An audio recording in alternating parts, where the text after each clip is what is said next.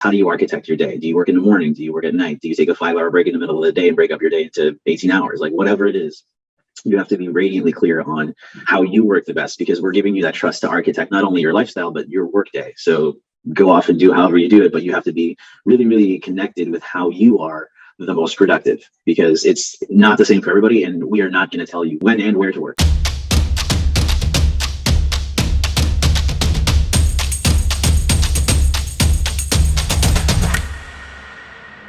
Hi guys, welcome to another episode of Chat with Nomads. Today we have with us Julio Monzon, the president of Monetizemore. Hi Julio, welcome to the show. Hi everyone. Hi, thanks for having me, Rax. Yeah, thanks for taking time out to come on. I'm very excited to talk to you because today I think we're going to touch into some very practical information that I've seen a lot of people ask, especially on Facebook groups and stuff. So as I understand, Monetizemore is a company that's fully remote. And it started remotely. You as the CEO or the president is like, you're a digital nomad basically, right? So you're traveling, you're working, and then your team of like 100 plus people are all over the world and they are all remote. Is that correct? Yeah. So I'm the president and COO, and it's we have almost 220 people now. Everybody remote. For sure. And, some people just are stay-at-home moms, but some people like me very much take advantage of being able to go anywhere. Awesome. So today I actually want to dive straight in because I'm hoping that I will have some time to talk about you and your travels. But I want to bring out the information and your expertise first on your opinion about remote work, right? So I want to firstly talk about tips on like people who want to work remotely and they're looking for these jobs. How do you guys hire, and what can they do to basically increase their chances of getting hired? And then I want to hear from you also, like how do you manage a remote company that is like 200 plus staff, because that's huge, right?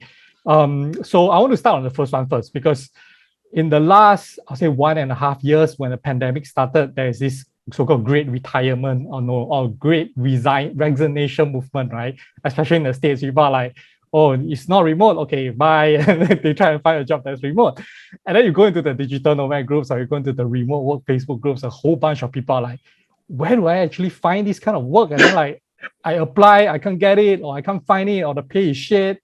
So as a company that's hiring remotely, what do you guys look out for, and what are some ways, for people to impress you so that they can get hired? Yeah, so the way people can stand out, because we're just like any company of our level, we get tons of applicants for every position. And to be honest with you, sometimes most of them are just people who are applying and who we wouldn't hire. What we're looking for are people who understand how they work the best themselves. Like part of our cultural interview process is asking questions that are related to how you can really work the best. How do you architect your day? Do you work in the morning? Do you work at night? Do you take a 5-hour break in the middle of the day and break up your day into 18 hours? Like whatever it is, you have to be radiantly clear on how you work the best, because we're giving you that trust to architect not only your lifestyle, but your work day. So go off and do however you do it, but you have to be really, really connected with how you are the most productive, because it's not the same for everybody. And we are not going to tell you when and where to work. So you got to know that. So that's something that you have to know. So once you know that, how to stand out in an application and things like that, if you include, so some of our positions, we do have to include a video for certain like sales positions and marketing positions. Can I interrupt you for a bit? I think maybe we should first give us a brief overview of Monetizemore, so the listeners know what kind of company you guys kind of are, and they can put your advice into the context as well. Yeah, so it's funny because I think we're the only remote company in our industry. The company industry is called ad tech. It kind of is in the ad tech / marketing tech category, advertising tech. The simplest way I can explain it is if you go online on your phone or on your laptop and you read literally anything online, and sports, blogs, news, articles, anything, and you're scrolling and you see a little rectangle ad for, I don't know, American Airlines, or a square ad on the side for like Walmart or whatever. Not pop-ups. I get that a lot. Not pop-ups. Um, for that ad to show up for you who's browsing is very, very complicated. A complicated auction has happened in a split second. Our company handles the technology behind that auction. We're ad tech, ad for the advertising because it's advertising, but tech because the efficiency of that auction is actually what matters. Gotcha. So it's very much a platform play, right? You guys have tech. I definitely have marketing to basically sell the service, and I see that you guys have a blog as well. So I'm assuming you guys also have writers that actually do the writing and stuff like that. Yeah, absolutely. Okay, awesome. And then going back to just now, you were saying some of the position you guys require actually a video submission for applying the position. Yeah, so really stand out in those. First of all, make those short. I'm not here to look at hours of videos. Neither is our HR team, neither is the hiring manager, no matter what department. And this is for every department, from HR to finance to like any boring department, quote unquote, that you would have in a company, we have, because it's necessary. If you make a video, you stand out, you show your personality into it. You show your communication in the video, you're confident in any position, it's gonna go a long way for sure. It's gonna make us pay attention at least, which is the point, and then look at your application closely, which is sort of step 2. I'm curious. So you're saying video is actually not a requirement for you guys for all positions, but you're saying if anyone submits a video in addition to the application, it usually kind of like puts up a light bulb for you guys because you're like, hey, this guy actually take the effort to go and make a video and stuff. Absolutely, because if you think about it, nobody defaults to video. Everybody's scared of it, right? Everybody's like, I don't want to do that. Oh, this is, some people probably just look at applications and they're like, oh, I don't want to apply for this because it requires a video. Great, don't apply. You're not wasting our time. So if you're proactive, which we love at Monetizemore, if you're proactive with doing this, it speaks volumes. Awesome. And so you are speaking a lot on the side of, and I think this is very relevant because we're not just talking about a specific position or skill set, right? You're talking about a general application of any position. You are really, from what I hear from you and your company culture, because I know a bit about Monetizemore, is that it's very people driven. Like you guys are really looking at the personality behind the person. And I think I would want to touch a bit about this later when we talk about management, because I think in regular hiring, we always say that, yeah, you want the attitude, right? And then after that, you can teach the skills. Even if they don't have the skills, attitude is important.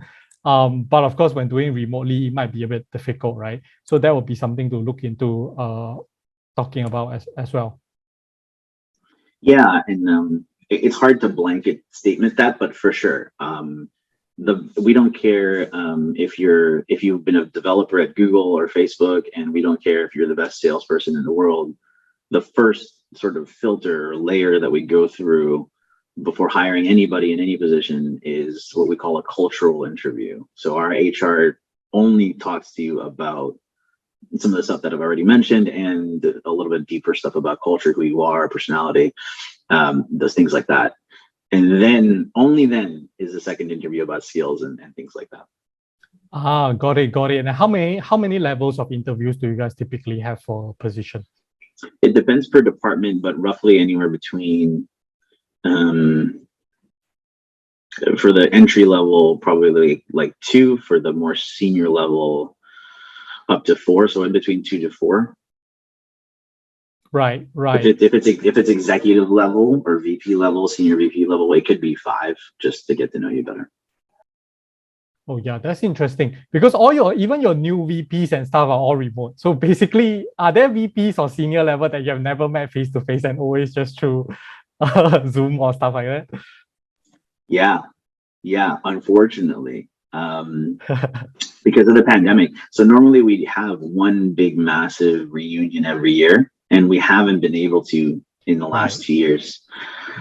So normally, yes, I do go a while without meeting someone, but it's normally not more than a year. And unfortunately, because of the last couple of years, it has been longer. So yeah, you're right. Wow. And I'm curious because your background before you started Monetizemore, you actually work in a corporate world where work is physical, right? It's not remote.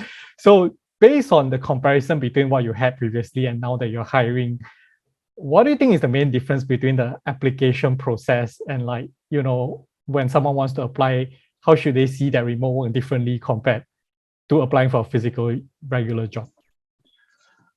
The difference that I saw between interviewing in the corporate world versus, well, I can only speak for our company, our world, is that I'd like to think, and I'd love feedback from anybody, but I'd like to think that our interview process makes sense. So we want to see your personality, cultural interview first. Then we talk about your skills. Then we give you a sort of a test project to see how you would work with us. It's paid. We pay for that, your time. And all of that makes sense to me. You're paid for your time. We try you out. Before we even do that, we talk about how we would be a culture fit for you, because as you grow, culture gets tougher to maintain, and culture is something we've built over the last decade. So we're very, very protective of it. All of that makes sense. In the corporate world, it was just like probably going through the motions. Someone's interviewing you because they've been told that this is the next step and the next step and the next step. Whereas I'd like to think so here that everybody is on board with why we're having a cultural interview, why next we have a skill interview, why next we have a test project, and why we're paying that person for their time, and why we hire that person. Everybody on all levels is sort of aware of it, which again speaks to our culture and the way we want people to understand we do things, not just doing them blindly because someone told you to. Right. And do you think, would someone that has no experience in remote work at all kind of get marked down, let's just call it that way, in the sense that I think there is also, I mean, we want to say that everyone's adaptable, right? But truth be told, there are challenges in remote work, the discipline aspects and some and all the different kind of stuff. And especially if you're a nomad, that's also trying to travel around the world, which I would say a good amount of people who are trying to get remote work, that's kind of their plan, right? Because that is one of the biggest advantage of doing remote work, right? So we as nomads, we know that getting into this workflow is not easy, right? Like it takes certain level of discipline, and sometimes you need to figure out like, oh, the infrastructure, you go to Airbnb, oh shit, the Wi-Fi is shitty and I have a call, what do I do? And as time passes by and you face more of these challenges, you get better at it. So which also means that anyone who is just starting are bound to face some of these problems. So on your end, when you look at it as an employer, how do you see it? Like, is that a big concern or no? It's definitely a concern when we interview people, for sure. And again, going back to your previous question on like how you can stand out, if you can deliver, because you're completely right. You can be in the middle. We don't care if you work on the beach. We don't care. But the beach better have good Wi-Fi if you're having calls. There's no excuses. At the end of the day, we're a business and we're trusting you to architect your ideal work life and work life blend, essentially. So, which means we don't care where you go and where you live and who you hang out with and all that. But of course, if there's a meeting and you're in Asia and it's 3 a.m. and there's a meeting, there's a really important client meeting, you better suck it up and do it. It's happened to me. I speak from experience. I lead by example. I've done it before. I've done podcasts. I've done webinars at 4 a.m. in the middle of a Muay Thai camp in Thailand. I've done, I've done Asian level work, Asian time work in, North America. So if you can come across as like someone who doesn't make excuses, who just wants to live this lifestyle and appreciates like that the company is trusting you to be wherever, but you have to kind of give back the fact that you have to give back productive work, then that's the kind of attitude we want. But it is difficult for sure. Internet can go out. You got to pick a place. You got to be able to be agile. You got to be able to figure out something quickly if you need to be on something, not make excuses. Definitely. Cool. So what if the guy during the interview calls you and he's on the beach sipping on Mai Tai and then like half naked and just doing an interview with you? Would that be a pro or a con? You'll be like, I can do it. Yeah, it's It's definitely not a con at all. As long as the interview goes well, like it's fine. Yeah, it's completely fine. It's not like I'm expecting. I mean, obviously, I'm expecting, someone for me to be able to communicate with you, for you to have prepared very well. But if you're on a beach, no shirt on, it's like it's hot right now. I'm a nomad, but I'm really interested in this position, and fine. Then that's totally fine. It's not a con. Yeah, maybe you should have put a shirt on, I guess. But like other than that, like it's really not a big deal. It's more about culture fit, and if you're a nomad and understand yourself very well and have proven yourself to be productive while traveling, it's actually a pro, very big pro. Yeah, that's true. That's true. So I'm curious, right? I'm not sure if the interview process is the same but one question, or when people prepare for corporate interviews, they always talk about what is the question that the interviewers will ask, right? So for you guys, or as an advice, what are the questions do you think for remote positions specifically that, like applicants should be prepared to answer? Be prepared to answer. I'll cover what they should be ready for versus specific questions, because it'll cover more ground. Be prepared to answer about how you're productive, when you're most productive, morning, night, both, break in between, where you like to work, home, co-working, coffee shops. Be prepared to just to really articulate and describe how you are the most productive and what incentivizes you to be that productive. We have some people here that also live this lifestyle, obviously, and they just really love being able to go anywhere. That freedom just drives them to just give us the best work possible, because they don't ever want to go back to an office and sort of thing. So be aware of what motivates you, very clearly articulate that. Be aware of how you how you are productive yourself, and when and where.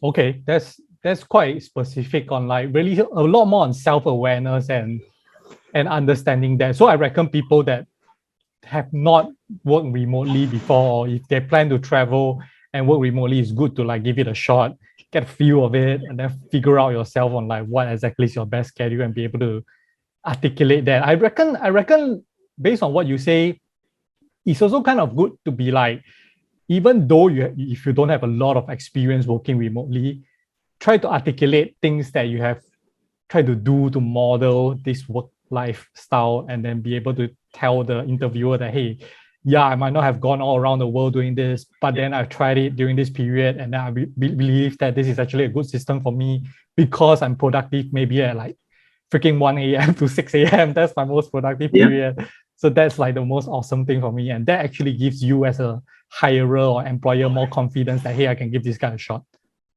Yeah, you nailed it. You nailed it for sure.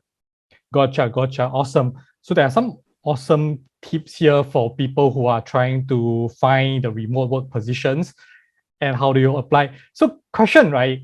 And I think this is a very debatable topic around the world, and I just want to get your opinion on it. There's this thing talking about like companies cutting salaries of workers going remote, right? For you guys, you guys started fully remote anyway, right? Am I right to say that it was never a transition? It was always fully remote.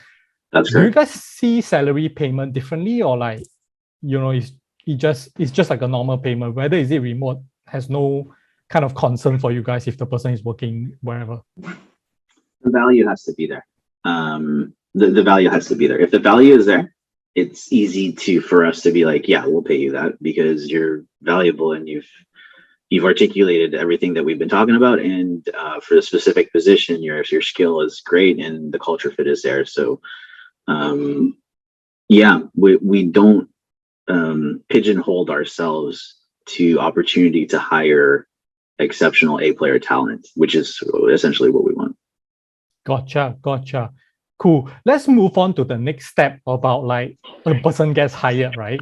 And I believe with 200 plus employees, you must have had experiences of the guy coming on board and they just realized that remote work is not exactly what, like, he just cannot handle it because he needs the office environment, or she needs the colleagues around, and it's like it's just hard to get discipline, which is a very common issue, to be honest, among all remote workers, right? And it takes a certain level of discipline and scheduling your own time to be able to juggle both, right?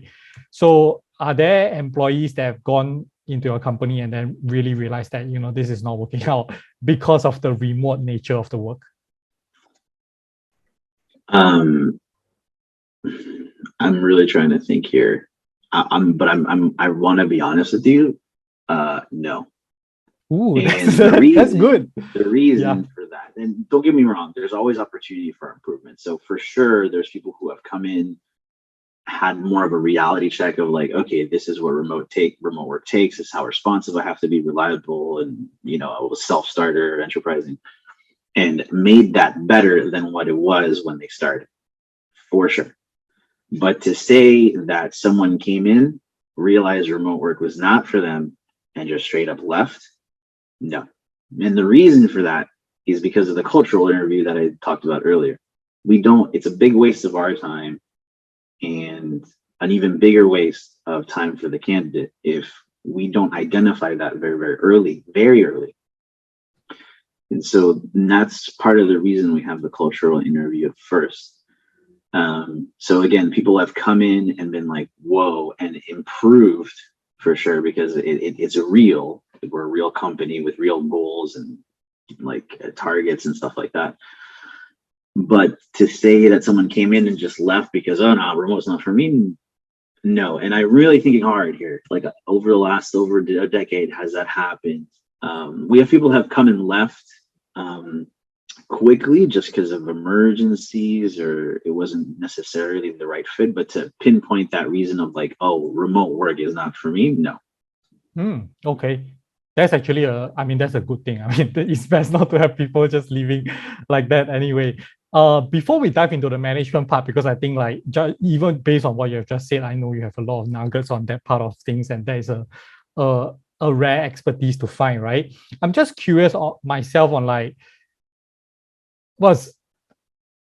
there are different kind of remote workers in some sense, right? I think as a lot of nomads, remote work works because we see work as life kind of emerges together. But I believe not all remote workers have that drive for remote work. It's not all about that mixture of like, I want to travel and stuff. Some just want the flexibility of time, which means that maybe, like I say, they still want to work straight 8 hours, but they just don't want to work that freaking office hour 8 hours, because maybe it's more convenient for them to take care of their kids or something like that, right? So it's kind of not the same kind of freedom that you and I want, right? It's a very different drive. What kind of characteristics have you seen from like your people? Because when you talk about culture, I'm sure there is at least a line that everyone shares, right? Even though that there's variations to it. Yeah. So again, just like it's a very individual thing. Mm-hmm. One big thing I've learned from this explosive growth is that there's the bigger you get, the less it makes sense. Going back to things making sense, the less it makes sense for us to blanket have blanket sort of requirements for people. So just like you can work anywhere and anytime, going back to what you were asking, it's very individual. So if your motivation is to stay at home with your kids and raise them while legit thriving in a career in ad tech and technology, then you can do that. It's a lot about motivation. If your motivation is to have freedom and take time off to go on a meditation retreat in anywhere, but really doing your work and being reliable at any point in time, wherever, then your motivation is that. And it's a beautiful thing that happens because those are two different life things. You're in very different stages, very different goals. But all those people coming together and creating the culture that we want within the company is amazing. So that's what we found. It's a very individual thing. It's about motivation and that sort of thing. Gotcha. And touching on that, going down to something more statistical, right? Do you guys have a fixed number of working hours, or number of leave days, or those are all totally not existent and you're really basing everything off deliverables and the value they bring? Yeah, so we don't have working hours. The best we have is, sometimes your leads or a manager or VP will have to have, like, there is a sort of a requirement of like, like a VP will have to have 2 hours crossover with other people every day just to make sure.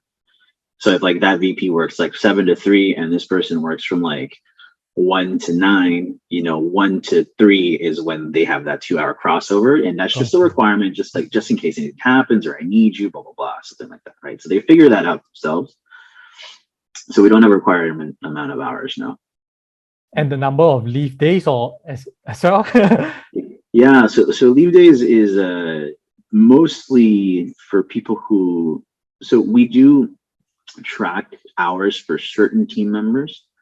But we have various ways of getting rid of that. And so if we're not using a tool to track the hours that you're putting in, or you just start, and some positions also start without us having tracking, some more senior positions, you essentially have unlimited vacation, which takes care of, which gives the powers back to the leads. Because again, 200 people, I can't make all the decisions. It gives the powers back to the leads of like for maternity leave, for vacation, for sick leaves. Essentially, we're not tracking your time anymore. So you have unlimited vacation, which covers all of the sorts of leave a normal company would have. And that's sort of a simple way that we've put it. And we've given the power back to the VPs and the managers to kind of just deal with that and be like, well, this person just had a baby. Yeah, they can get off for a while. Or this person just needs a break, or this person's sick. No problem. You don't have to keep track of everything. And we've found that's worked very, very well. But again, it can only work well in an environment where you trust your people and they trust you back to do the best work. Yeah, that's very interesting because like, I'm sure some people listening to this will be like, what the shit, someone is going to take advantage of this and just be like slacking behind and not doing anything, right? But I think you have reiterated quite a few times throughout the conversation, which I also agree, is that it's very important to find out the motivation on what drives a certain person, because that is actually the key, even not in a remote environment, right? Even an actual like physical company, understanding what actually drives a worker's motivation or employees or colleagues' motivation is like super important, because if once you know that, then as a leader or as a CEO or as a COO, you can start to align the goals of an individual together with the company such that everyone goes towards a common goal. And that would actually make things go really well and snuff out all this nitty-gritty stuff that are like not really significant in the grand scheme of things. Yeah, man, and we're focused on growth here, right? Like we don't want to spend meetings trying to talk about how much vacation we should give people. That sounds like the biggest waste. Oh God, I just got sick of thinking about it. You got to trust your people. You got to give power to the leads. To your earlier point, if someone's for some reason not producing and they're asking for a vacation, the lead's just going to tell them like, look, man, do you think you deserve this? Like just leveling with them, right? But yeah, we find giving that power to the leads for people who have basically unlimited vacation is something that's pretty powerful. It covers everything, for sure. Oh, okay. Yeah, that's nice. Let's talk a bit more about culture and management of the company, because this is of course a not so easy to handle issue, especially when you yourself are traveling. But going back to the start, Monetizemore started like 8 to 10 years ago, right? Monetizemore started in 2010, so 12 years ago. Oh, 12 years ago, and you guys started fully remote. And back then, of course, fully remote is not the trend, not the thing. No one's really thought about it. So what made you decide to do it remotely, even at the start? It's really simple, Rax. We just never wanted to work in an office. You just what? We just never wanted to work in an office. The motivation was that. It wasn't now we're huge ad tech nerds. We love the industry. We know everything about it and we're the best, to be honest. But back then we didn't say, oh, I love ad tech, let me do that, and oh, let's make the company remote. It wasn't like that. It was, how can I never work in an office ever again? And so we said, okay, websites, what do websites need? They need SEO, SEM, affiliate marketing. Oh, ads. That's how the internet is run. Let's learn as much as we can about ads. Selling ads, not buying ads, not buying Google ads, selling ads for companies. So then we started doing that, got our first client, and we're like, there's no reason to make an office. We're focused, we can do this, which, you know, it has worked out great for us. So that was the motivation from the beginning. And at the start, how many of you were, how many of them were you? Pardon? How many people did you guys start with as the founding team? Oh, just so there was our CEO. He founded the company. It was just him for a while, actually, for a few years, and then started hiring a couple of sort of virtual assistants, and then partnering, and then I came in. We started really growing it. So I mean, just like any company, it was like one person and then a few people, and then we kind of partnered a little bit later, and that sort of thing. So I've been in it since 2013, like mid 2013. Gotcha. And yeah, so it started growing, really accelerated the growth after that point. And it's been awesome in the last few years too. And do you guys use a lot of contractors or mainly full-time employees? Because I'm pretty sure, or even within like the trend I'm seeing now, contractors are obviously like, or freelancers are a safer way or easier way, in my own opinion, to start.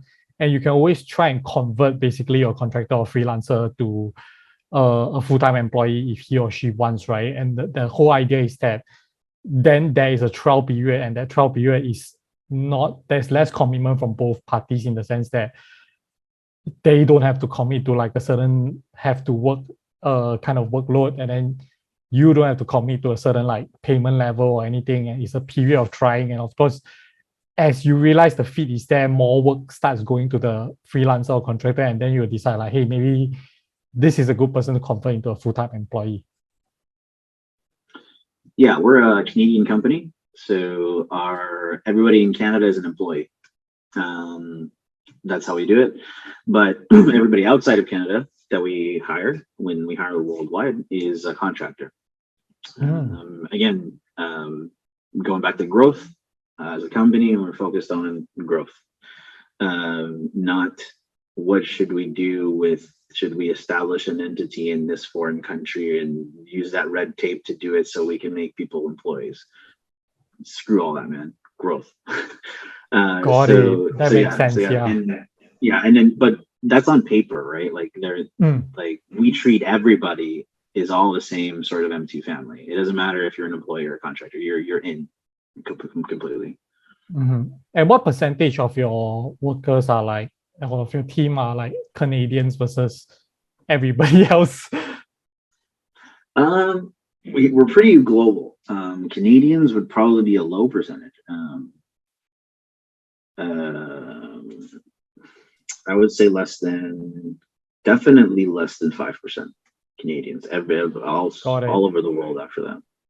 And in that case, I'm just curious, how do you maintain a company culture? Because obviously it's one of the most debated topics these days about remote work or even hybrid, right? The problem is that there is no, if people firstly don't have that physical connection, secondly, that they are in different time zones, then it's harder to build a connection, right? What are the ways you guys, practice to make sure that you keep a consistent culture that goes across a team of 200 plus people?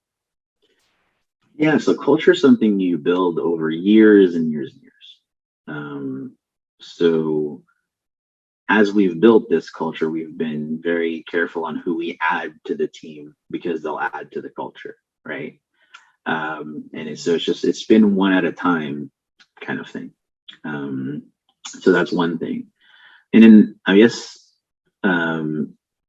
leading by example. Everything in our culture doc is led by example, like from the very top from us executives. So we live our culture, and we expect everybody to do so, and we talk about it in reviews. And so do the VPs, and then it kind of trickles down. So it's a big trickle down effect with that. Got it. Let's put this into more concrete visualization, right? Because when we start talking about culture, I'm assuming there are a few points or a few values that you guys value a lot, and that's what really brings down, right? So for the audience benefit, to better understand the situation, what are the kind of values for you guys in your company that you think are like the core of the team? Yeah, for sure. Enterprising. I'll give you our top three. So enterprising. That just means you're an entrepreneur within the company. You know how to, you don't know the answer to everything, but you exhaust research beforehand. You're an entrepreneur. You're looking to build your team in any way possible within the company. So that's one. Kaizen, which is from Toyota. Kaizen is a Japanese term that describes anything that can be improved deserves to be improved. So it doesn't matter if you're day one here, there's a bunch of things to improve, or you're an executive, anything around you, anything with the company, yourself, your team, your management, your coaching style, everything can be improved and deserves to be improved. How are you constantly improving?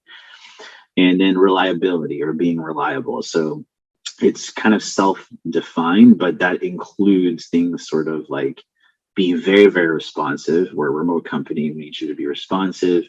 Do what you say you're going to do. Your word's the most valuable thing. And and my favorite is that falls into the reliability category is proactive deadlines. So Rax, if you are my boss and you're telling me we're talking about some project we're going to do, I'm going to tell you, okay, Rax, great. Proactively, I'm going to say, Rax, I'm going to get that done before Friday at 5 p.m. Eastern time zone time. That you don't even have to ask me or tell me when that is going to be done. I'm telling you when that's going to be done. So that's one of the proactive deadlines that falls into reliability. So enterprising, Kaizen, reliability. Okay. Yeah, sounds to me is basically a very proactive and self-driven person, because you're basically constantly, without being asked by people, looking for the places to improve or where you can innovate. And then even in terms of communication, everyone is more proactive in communicating stuff. And that's kind of what drives, and that kind of makes sense, because that's what probably supplements the idea that there's no, that everything is remote and there's no over communicating kind of, even in this sense. Yeah, absolutely. Now, I would say we do expect you to be proactive for sure. And self-motivated, and really know what motivates you. That's very important, and know when you work the best. Gotcha. And for the nomadic entrepreneurs out there, right, they want to scale this, right? Because one of the things you mentioned is that the way you guys spread the company culture is a trickle down effect from the top to different business units. And you have mentioned a few times that you also rely a lot on your head of every departments to manage everything that is below, which is similar to any mid-size or big-size companies, right? But as a nomadic entrepreneur, how do you scale to that extent? Like, is it difficult to scale to the extent of building out business units that is almost similar to the structure of a corporate enterprise? Is it difficult? I mean, it's not easy. Nothing worth doing ever is. What are some of the problems you guys face along the way, basically? Maybe that would be interesting. Some of the challenges, because again, so just to give a bit more context, we're completely bootstrapped. We don't have a dime of investment. Very rare in our industry and very much unlike our competitors. And this is all of our first business. This is business number one. I've never had anything else before this. You learn by doing. The culture helps a lot, because when you fail, we celebrate successes, not necessarily failures, because if you're not failing, you're not really being bold enough. But I think some of the challenges we run into is, should we build this department? How can this department over here be better now that we were experiencing this growth? We had the classic challenge of like, we have too much business coming in. Where are we going to put them? So there's a lot of like, I would definitely say there's a lot, as we grew, there was a lot of like, okay, so I'm the COO, I handle this. I got to coach people to do this. But then, oh, we got this business coming in. I'm going to jump on that because I have to, or else we don't have that business. So what I would suggest to Nomad entrepreneurs who are kind of scaling is expect change and expect variability. It's not like this month I've taught everybody to do something. Next month, everybody knows how to do it perfectly and I don't ever have to do it. It doesn't work that way, right? Business can come in at any time. Unless you want to reject it, which you should never do, you're going to be like up and then, oh, come back down, up and then over here, up and then over here. And then eventually, as you get your hands dirty, you'll find out better things that you can improve, to teach people who can do that, to delegate that fully. But it takes time. It's not something that is delegated in a month, in a quarter, or even a half a year or a year. So I would say expect the unexpected. The only constant in business is change. Got it. Yeah, that sounds very relevant. It's basically like you could have a plan that this is going to be like this, but definitely as you go along, you need to trial and error, and then you realize, hey, maybe this person is better at a certain thing. And even as you build, like, deal with more clients yourself, you learn stuff that are like, this might be effective now to deploy with a team of this size. And then so you start tweaking stuff around. It's really more about like just jumping in and then dabbling, and then across time, it will happen. Basically, you will see the growth happening. I think agile. I think agile is the right word. Be very agile, and don't be afraid to get your hands dirty, especially at the beginning. Sounds good. And we were talking just now about, back to very early ago, I was just saying this about like training people, right? And just now you're also mentioning that, you know, from the top, when you bring, or even if you want to set up a new business unit, you definitely have to train someone to lead the team and stuff like that. How do you train remotely? Like, are there any challenges in that? Training, yeah. So the way I built the sales team, for example, or the revenue team, like we call it, was kind of by doing it. So I was the only one selling, and then I brought someone in to do it. Then I had no document or Bible to give him to say like, this is the sales Bible, just read it. There was none of that. So in parallel of me teaching him, I would document things or record things, and eventually kind of evolved into something that was a little bit more structured. So I say, if you're truly trying to train people, be very empathetic that some people will get it quickly, some people won't, and that some people will get some topics very, very quickly, and people won't get other topics very quickly. So it's very hard to just blanket statement, but I guess in summary, some of the challenges with training is finding the right way to deliver the training, because some people learn by reading. I don't like reading. I love videos. I love listening. So I'm empathetic that people are not like me sometimes and just like to read stuff. So ask those questions. Be very community driven when you're building, and you have a little small team. Great. It's impossible for you as the founder or the founding team member to come up with every single solution for absolutely everything. You don't have the right perception that other people have. So really take advantage of just smart people that you have around you on your team. Like, what do you think of this? How do you think you would learn better? How do you think we should teach the future? If we hire 5 more people next year, how do you think we should do it? Have those conversations. The communications got to be really on point. That's how you develop the right kind of training material and delivery. And I'm not sure if I understood you correctly, but then like, even though I understand the part of like customizing a certain teaching method to every person because they learn differently, right? That's true. But at a company of your size, especially, as in like even me, I'm looking to automate processes, which means that I don't want to repeat having to teach 10 people 10 times, right? Like, you want to start documenting and ultimately build a playbook that can almost expedite the whole onboarding process as soon as possible. I understand that there's definitely a need to be like, maybe be available for Q&A and stuff like that. And that is where you can where the customization of teaching can happen. But I'm sure you guys are also trying to build something that can kind of expedite the whole onboarding and training process for each particular position or unit, right? Of course. Absolutely. what your previous question was sort of for the beginning entrepreneur, what you should do. That's what you should do. For us, of course, like 200 people. Yeah, you want to accelerate and explain that. Like you got leaders teaching leaders, right? You got systems in place but it all started with what I described just now.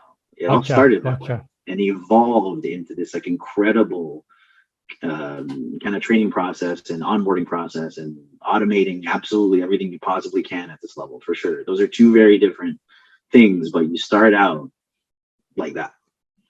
So I think one tip to really take note of is that especially for the entrepreneurs that are starting out and trying to scale, right, is really to think about, yes, you do need to customize at the start, but as you go through that process yourself, try to document it, because that resource that you actually put down on paper, on video, on audio is probably going to help you ultimately stack up that playbook that you can start creating into automated process that you can keep passing on and stacking it up and building something that is more concrete as you go along, right? Yeah. And I want to touch a bit now on basically you, because obviously managing a remote company is not that simple, right? And you are also traveling around, right? Tell us about your travel style. So how do you travel? What do you go for? Do you look for nature? Do you look for the weather? Do you look for events? What do you do? I'm a sun chaser. I don't want to be cold ever. So weather is a huge thing for me personally. That's very personal. Probably a disgraced Canadian for saying that because it's so cold. But I love Canada in my own way. That's for sure. Weather's a big thing. So I reckon you're spending like a good amount of time in Asia, because Asia obviously have a lot of sun. And then in the Mediterranean, are those your two like favorite regions? It depends. I love Latin America too, which is on this side of the world. So their summer is like November to basically February. So when it's cold in North America, I'm almost never in North America. So when it's cold in North America, yeah, I go down there, and then I make myself to Europe for the summer, and then Asia at pretty much any time, basically. And then I kind of make my way back, and of course, work and business opportunities are in between. But when I can choose, which is most of the time, that's sort of what I do. And how often do you have to travel for work? Whenever I choose to. In general,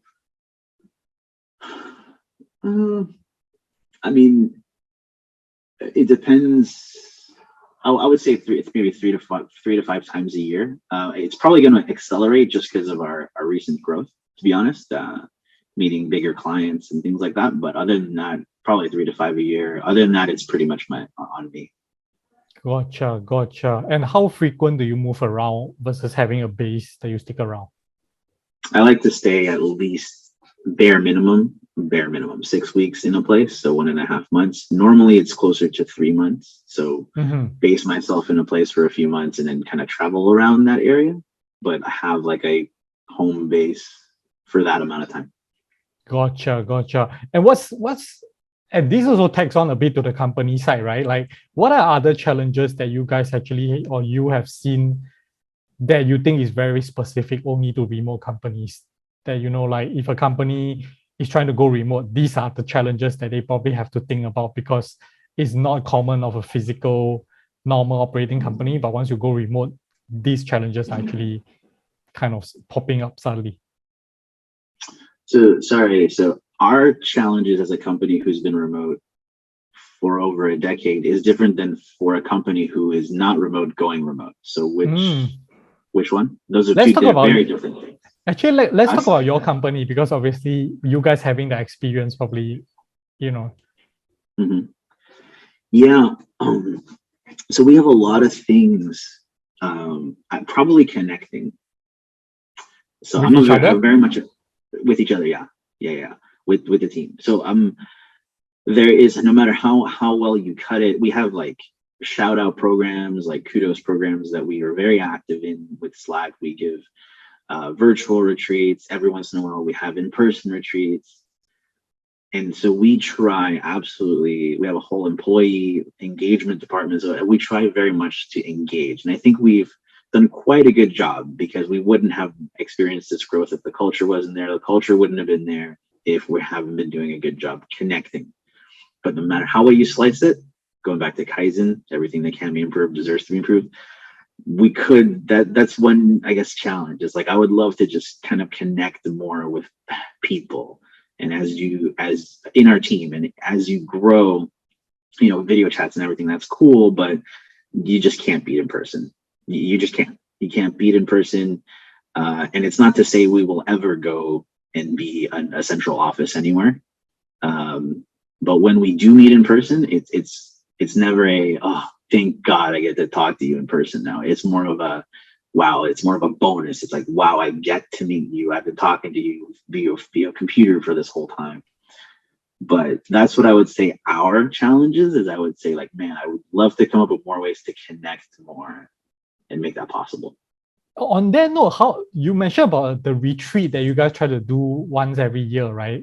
How many retreats do you guys need to do? Because if you just do one, it can't be everyone go to the same spot, right? That doesn't make sense, right? So do you guys do like maybe one in the American region, one in Europe, one in Asia, or how do you guys do this? It's funny you mentioned that. And if any of our team members are listening, I'm getting ahead of myself, but whatever. Pre-pandemic, we used to have one retreat in Asia and fly everybody there once a year. We did, but we also were not as big. We weren't 220 people, right? 3 years ago, we were not 220 people. How many were you guys then? Back then, this is so we're 2022, 3 years ago, 2019. Pretty big, still like 100 and something, but so almost 2 times the team now, basically. Yeah. Okay. So what's your grand plan now? Yeah. So perfect. So this year, because even though things are kind of started to opening up in certain countries, it's not about just getting people there. It's about getting people back and what they have to do in their own countries to quarantine or whatever. So it's a big logistical nightmare. So this year, what we're moving more towards is sort of little mini retreats everywhere. So we'll have one in South America. We'll have one maybe in North America somewhere, probably like Mexico. We'll probably have one in Europe, and we'll probably have like a little bit of a bigger one in Asia, where the executives kind of go and join people from that close region together, kind of thing. It's funny you mentioned that because we just started talking about that for this year because we didn't know, can we do a massive one? Probably not. Or should we do kind of little mini ones? But in the past, pre-pandemic, we used to do one big one every year, which was great. Gotcha. Yeah, but even as your team grows to be way bigger, I think it's difficult, even without a pandemic, to have one really, really big one, right? I think how was your attendance rate that time when you had a central one? Like, because I'm thinking like people from North America and they want to fly all the way to Asia, some of them probably don't want to do it, even if it's covered, right? They'll just be like, it's so far, or like I have kids at home and stuff like that. Whereas if you do one that is in North America or something, and it's just a 2-3 hours flight away, it's way easier for them to attend. No, everybody attended. Oh, really? Yeah. Interesting. You just need to give people, you need to be realistic. You're flying from North America to Asia. You need to give people 6 months notice. We used to give people like 6, 7, 8 months notice. Wow, it's not like, next month we're doing a retreat. No. It's like people know the general air time back then, right, pre-pandemic, when we're going to do it, which was right in the fall. So in maybe April, we say, okay, this is the official date, prepare yourself. Gotcha. You know what's funny? I half expected you just now to say that this year we are planning to have a gathering in the metaverse and just have everyone going to Decentraland and stuff like, and you send everyone like an Oculus VR or some shit, and then like everyone will just meet there. Oh no, Rex, that's not a bad idea. Now you made me think maybe we should do something like that. There might be potential, man, and you get everyone looking into the next generation of tech. Yeah, for sure. That's a great idea. And for you yourself, what's your biggest challenge then, as trying to balance, like, traveling with the time zone? Because obviously you mentioned just now, you also did like 4 a.m. meetings and stuff. And obviously that's not ideal, right? You want to try and minimize that. But has work kind of, how much has work, almost like how much has work deter you from certain travels that you want to make? Like, for example, you want to go into, so I have been to places that are like remote, whereby I just go off the grid for a long period of time, right? And I know that those are definitely not ideal, but I still try to do them. But obviously now whenever I move, I have this kind of consideration. And for you, is it the same, or like, you know, it's almost not affected? I've gotten very used to this, and this is how I want to live. So it's on me, to be honest. And if I want to go off the grid, I can go off the grid. I can probably go off the grid now more than ever because all of our people are getting smarter, and the business doesn't need me to run for, 2 to 6 weeks. It'll be fine. Longer term is a different thing, but also I don't want to kind of go off for that much longer, just because the business excites me. It's very much a work-life. You talk about work-life balance. It's more of a work-life blend for me, because the business is blended into me. It kind of all flows together with life, and I genuinely, truly enjoy it. So Yeah. For me, I can do anything. I can do whatever. It's just up to me. Cool. Awesome. Yeah, I definitely share the same sentiment, because one of the things a lot of people like to ask, especially the not nomadic ones, they will be like, so how many hours do you work a day? And I always never have an answer to this, because I'm like, it's the same to me. Like work and play and life is the same thing. Like, I don't track how many hours I work a day, because there's no segmentation. Whereas I do understand, especially during the pandemic, a lot of friends that were doing office hour, they were actually really stressed, because they needed that office and home line segmentation separation, right? And when that line disappeared, and when the home is work and stuff, and they have to work like crazy hours, because now the boss is thinking like, I mean, it's the pandemic, where the hell are you going? You can't go anywhere, so you must be at home, so you must be working, and so many of them burn out because of that, because it's just crazy. Like that sudden tilt between the work-life balance for them is just hard to cope, which was why I was saying just now about, like, if someone have not experienced remote work, it might hit them in a different way that they didn't expect. Yeah, and honestly, yeah, you can't blame them, right? They've been told when to work for probably years. Coming into a remote company asking, so when do you want me to work? And hearing whenever you want it's opposite. Sometimes you can't blame them. They've had guidance in a certain way for so long. To shake that a little bit needs the right motivation. So it's not impossible, and talent is out there. And if anyone's listening and you don't see a position posted on our website, just email me. I'd love to hear from you. We often customize positions, but the motivation has to be there. The motivation has to be, you have to be very clear on it. And just because you've been told when to work all the time doesn't mean you can't shake it off and be productive. Yeah. So I assume for your company, a lot of people are really motivated by the freedom of, or the flexibility of time, basically. Not even freedom, right? Even just being able to be flexible in like what time I can work, that drives them a lot to basically try and stay on and produce more results for the company. Yeah, absolutely. I would definitely find that true. Okay, cool. Let's end with some quick fire questions as a digital nomad, right? As a remote worker. Okay. The first one is, what's your favorite travel destination so far? Apples and oranges. Apples and oranges. But you have to pick one. You have to give answer. Okay, I'll let you have two. Do I have to pick one? You can pick two then. Apples and oranges. I like Medellin a lot. I love it. I like Greece as a country as a whole. I love it so much. And I have a whole list of other ones, because I just picked an apple and orange, and I have to pick other fruits because they don't compare very well, and for their own reasons. But you've limited me, so let's go with that. I definitely get what you mean. It's very hard to, when people ask me this question, I always have to go around one circle to answer it. Okay, what is three most useful thing in your travel bag apart from the phone and the laptop, obviously?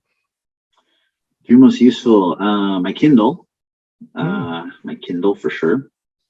My headphones. I've got ones to listen to for calls, and I've got ones, the big ones. The big ones help me focus. So those nice. big headphones. And the third would be the absence of so much stuff. Right, minimalism, right? Yeah, How much do you carry? it's just a backpack. Well, it's a backpack that I would have to check in, Right, the but usual, and then a day pack, I yeah, assume. Gotcha. and a day Yeah, pack, yeah, and that I'm doing the attaches same. to it. Yeah, Awesome. Your most important travel tip for travelers or for nomad entrepreneurs. for travelers, I would say. For travelers, Yeah. embrace the serendipity, embrace the randomness of it all. You can plan to an extent, but embrace what happens. Go with the flow. The uncertainty of it, right? It's interesting because the episode that I just recorded before this, we were talking about how travel has changed today, and maybe the essence of travel throughout the years that have not changed is being able to embrace that uncertainty, and that's actually that experience is actually the real travel. That means both the good and the bad of it, rather Oh, than for sure. visiting attractions, you know. And the last one is your most important remote work tip. So this is for your nomad entrepreneurs and travelers. Yeah, remote work tip. Um, and the most important remote work tip: remember what drives this. So, like, if you're feeling not motivated to work for whatever reason, we all go through it. Remember why. Remember what allows you to live this lifestyle, which is the work you're doing. So Mhm. yeah, remember that. Awesome. And I want to add on to that because this is interesting point that I spoke on another podcast that I was guesting on, is that uh as a nomad entrepreneur, try not to judge yourself too much when you have an unproductive day, because there are always times whereby you feel like, oh shit, like you didn't get thing done both on the travel side or on the work side, because you're trying to do both, right? Then you're like, I'm going to get my work done in like 3-4 hours, and I'm going to visit like these attractions, and I'm going to see friends. And then you're like, shit, the work didn't get done, and it propagates, and then you're like, oh fuck, the whole day is gone. And then Yeah. you feel really bad about yourself and stuff, right? But that actually happens to like everyone. So don't judge yourself too much. Just, go with the flow. There are days, we are all humans, right? So awesome. For Thank sure. you, Julio, for coming on today. A lot of very practical tips. I think that will be good for both people who are trying to look for remote work, as well as the nomadic entrepreneurs that are trying to scale at the management level, that's trying to, better run their teams. That's like awesome. How can people find you, basically, to chat you up, to look for jobs, or just to connect? Yeah, it's just Julio, Julio at monetizemore.com. Or you can search Julio Monzon, Monzon, on LinkedIn. My dad is the older looking one. Don't message him. Message me. But you guys have the exact same name. The middle name is different, but on LinkedIn it looks the same. Oh, okay. That's interesting. That's interesting. Okay, cool. Thank you for coming on today. I will basically drop your link so people will not be like going crazy looking for the wrong people. I'll drop your links in the show notes or something. Yeah, so check if you are looking to connect with Julio, check out the show notes. All right, thanks.